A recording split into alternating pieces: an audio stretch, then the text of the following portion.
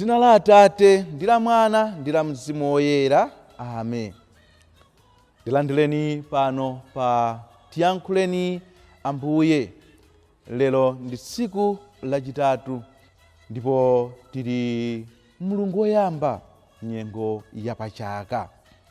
Mawu athu oyamba lero lino akuchokera mawu ankalata kwa Ahebru mutu 2 ndime ya 14 kulekezera ndime ya 18. Salimo lathu ndi 105 ndipo mawu achiyankho ndi akuti amasunga chipangano chake nthawi zonse.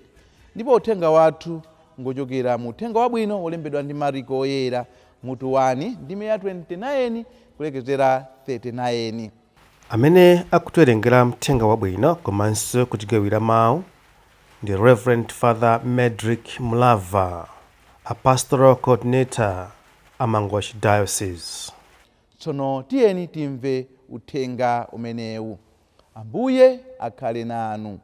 Mawu a mu uthenga woyera monga adalembera Mariko Oyera. Ulemu kwa inu Ambuye.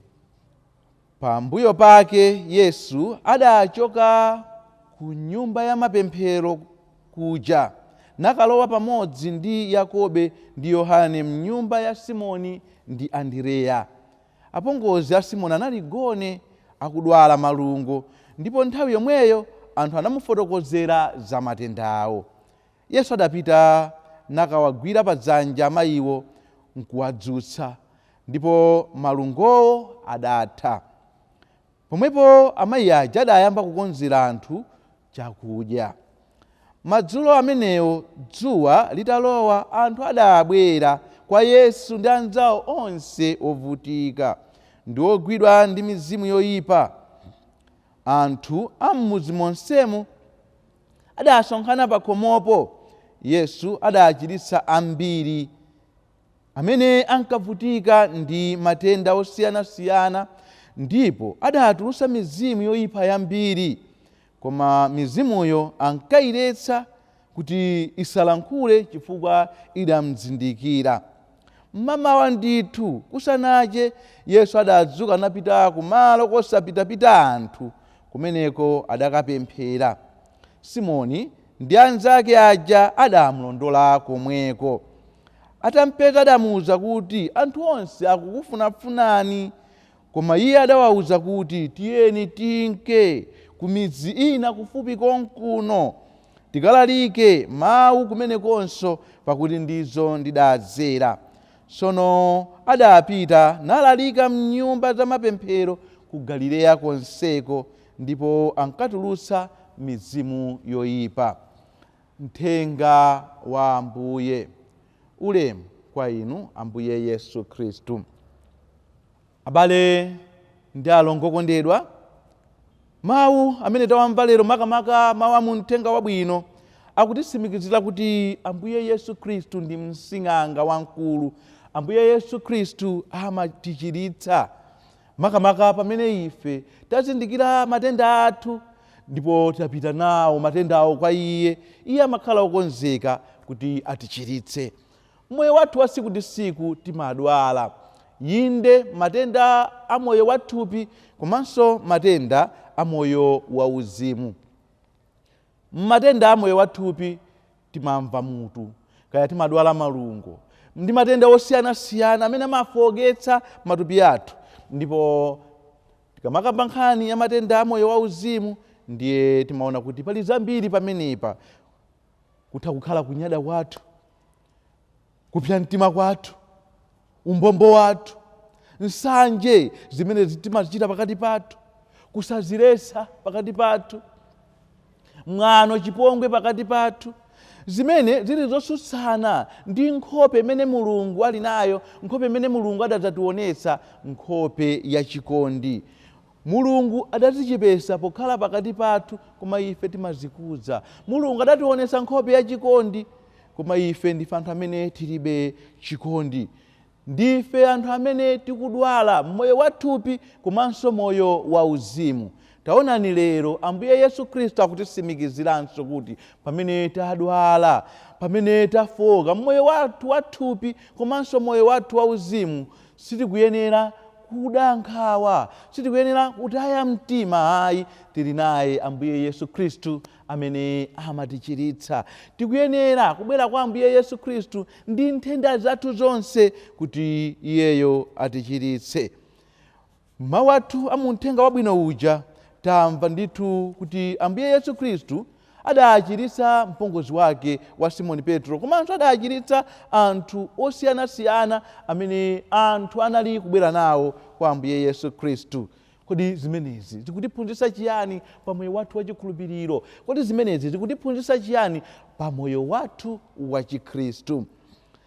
Mmene mutu muli maphunziro ozama. Poyamba, tikukumbutsidwa lero lino kuti pamene tili m'mavuto osiyanasiyana, tikuyenera kuti tizimuyitana Ambuye Yesu Khristu ku nyumba kwathu, ngakhale tikudziwa kuti ndife anthu amene tili wochimwa.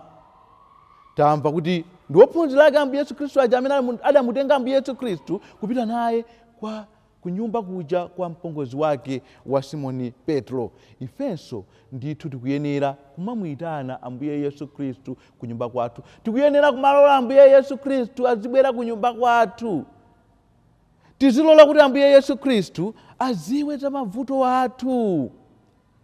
Kawiri mwina inu ndine timavutika chifukwa kuti sitifuna, sitilabada kuti Ambuye Yesu Khristu aziwe za mavuto athu. Koma lero Ambuye Yesu Khristu akutisimikizira kuti tizilola kuti iyeyo aziwe mavuto athu. Tamva muthenga wabwino uja kuti Simoni Petrotu adamuziwisa za kudwala kwa apongozi ake, kuti akudwala malungo, ndipo adachitapo kanthu. Pamene Ambuye Yesu Khristu adafika ku nyumba kumene kuja, tamva kuti poyamba kunalitu chisoni. Kudwala kwa mpongozi wake wa Simoni Petro sichinali chinthu chosangalatsa, koma tikuona kuti Ambuye Yesu Khristu atafika kumene kuja anamuchiritsa mpongozi wake wa Simoni Petro, ndipo chimwemwe chinabweranso. Ambuye Yesu Khristu ndiye amene amazesa chimwemwe pakati pathu. Ambuye Yesu Khristu ndiye amene amazesa mtendere pakati pathu. Ambuye Yesu Khristu ndiye amene amatipasa moyo wathanzi makamaka pamene inu ndi ine tilola kuti iyeyo afike pakati pathu. Kubwera kwa Ambuye Yesu Khristu tikuona kuti sikudangopindulira mpongozi wake wa Simoni Petro yekha ayi. Tamvatu kuti anthu osiyanasiyana, aneba nawonso anali kubwera nawonso kuzalandira machiritso kuchokera kwa Ambuye Yesu Khristu. Kodi amene akuyenera kuchiritsidwa ndi ndani? Ndife tokha Khristu. Inde tikuvomereza kuti inu ndine ndife anthu ofoka, ndife anthu amene tili wochimwa, komanso pa nthawi yomweyo tili ndi udindo owayitanira anzathu kwa Ambuye Yesu Khristu kuti nawonso achiritsidwe. Abale athu amene timakhala nawo pakati pathu alipo osiyanasiyana amene mpaka na lero sakumudziwabe Ambuye Yesu Khristu, sakumuzindikira Ambuye Yesu Khristu kuti ndi mpulumutsi wathu, sakumudziwa Ambuye Yesu Khristu kuti ndi msing'anga amene ali pakati pathu.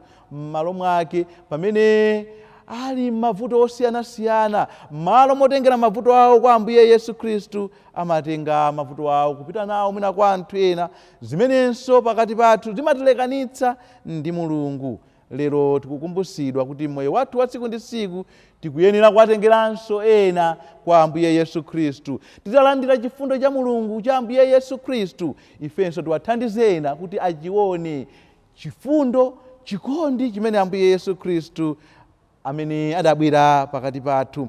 Pamene takumana ndi Ambuye Yesu Khristu kudzera m'mawu a Mulungu komanso mu sakramenti la Ukaristiya, tisalole nthawi zonse kuti timusiye mpaka tidalise. Ifeyo ndi okondedwa athu. Madalitso a Mulungu wamphamvu zonse, Atate ndi Mwana ndi Mzimu Woyera akutsikireni ndi kukhala nanu nthawi zonse.